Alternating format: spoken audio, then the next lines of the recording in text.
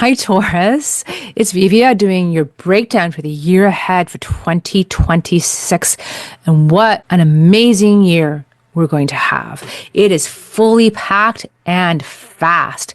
And Taurus, you are one of the signs that are going to be most impacted by the shifting nodes because it's going through your 10th house, right at the top of your chart of public visibility, career, and reputation. So stick with me in this video as I break it all down for you. Welcome, beloved soul. I'm Vivia, if you haven't been here, and this is your Soul's Well, where I use astrology to help us navigate our shifting and sometimes turbulent times, but exciting nonetheless. First off, Taurus, you're going to want to go and watch my general video. I will link it here and put it into the description box.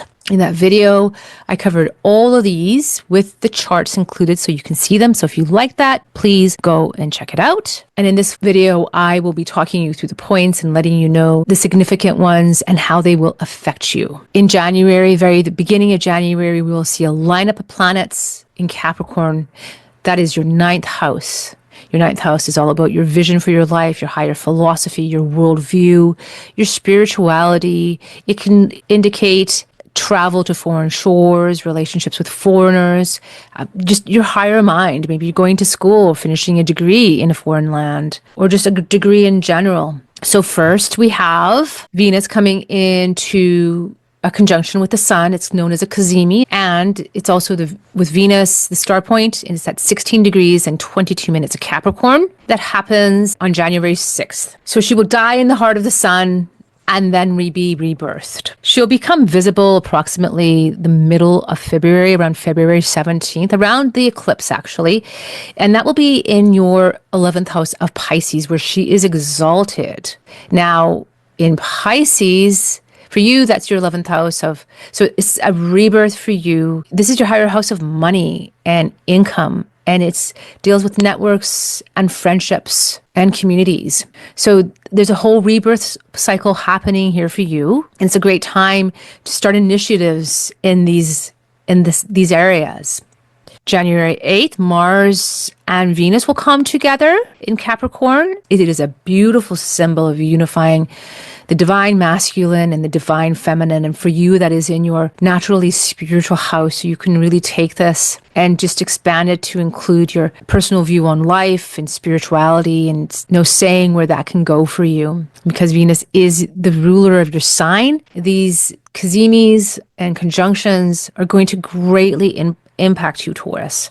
On January 9th, Mars resets its 2-year cycle with the sun at 19 degrees and 12 of Capricorn, again, your 9th house. So it too is dying in the heart of the sun, and it will become visible around the time of the equinox in March, between March 17th to 21st, and it will rise in, again, your 11th house of Pisces. So again, just double influence here of bringing this house to life in these cycles. Mars' cycle is 2 years, so this is a 2-year rebirth for all of us collectively, but for you, it's that same 11th house, which is the higher house of your vision for your life, your money, your goals, your long-term goals, and your friends and networks as well. Your 12th house is going to see a lot of action this year, Taurus. First, Neptune moves into Aries on January 26th. So at the end of January, Neptune in Aries is going to bring, for you especially because it's your 12th house, it's a naturally spiritual house, like revolutionary,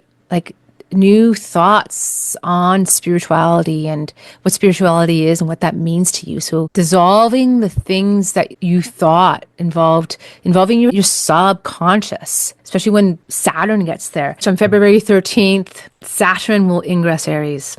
Wherever Saturn goes, it tends to constrict. It wants self-mastery from us, and it requires discipline and patience, particularly since Saturn is in its fall in Aries, so the things related to Saturn, which is about discipline and structure and creating over time, methodically over time, may be difficult. Now, this is in a very subconscious house for you, so it relates to things that perhaps other people won't see, but it is your mind. So really paying attention to the thoughts that you keep, negative thoughts, especially with Saturn, and maybe fear-based thoughts you're going to have to watch. And just watching those patterns, if they crop up, be just ready to nip them in the bud, as they say. February 17th, there will be a new moon solar eclipse, starting off an 18-month cycle for you at 28 degrees and 50 minutes of Aquarius, which is your 10th house.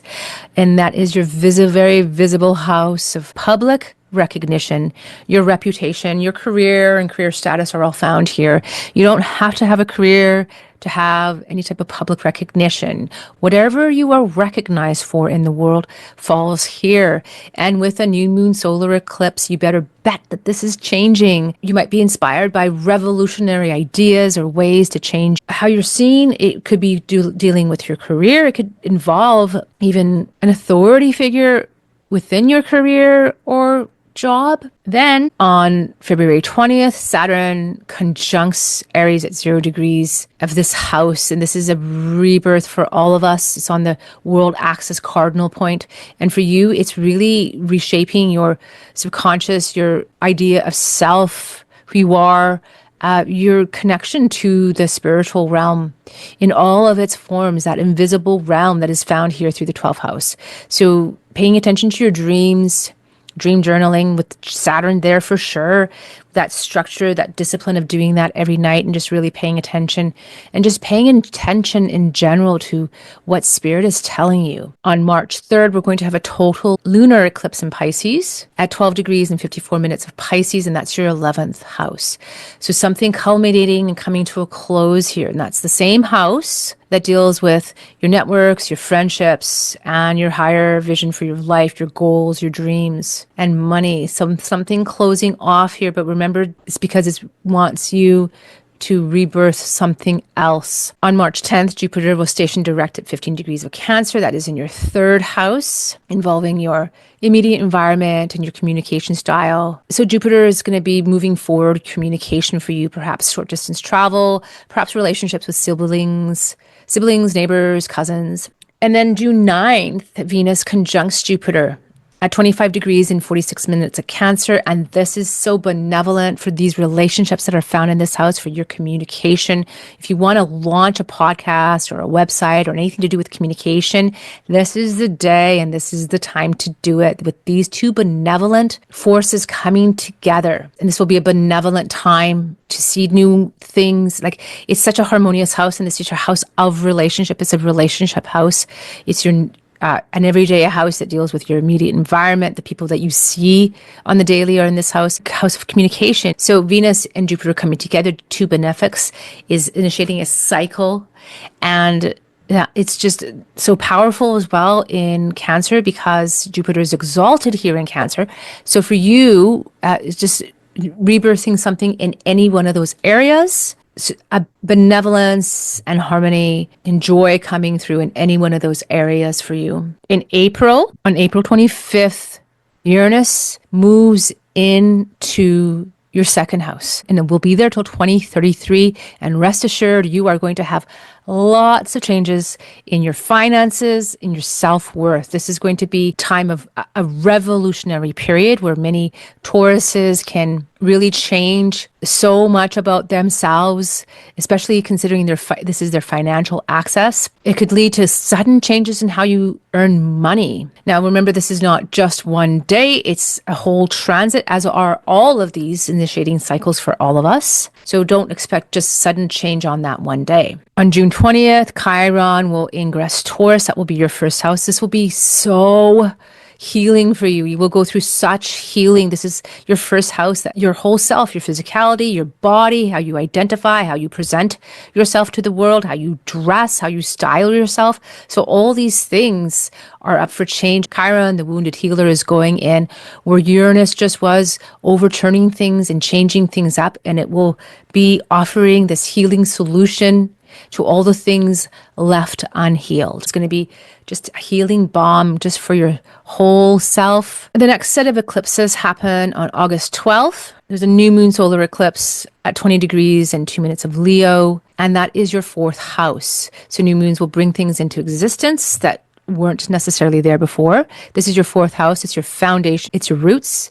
It's your family of origin. It's your mother, your nurturing skills. It's your home environment. It could be property. So something new starting in any one of those areas. So be on the lookout for that. And then on August 28th, there's a full moon lunar eclipse at 4 degrees and 54 minutes of Pisces, and that's your 11th house.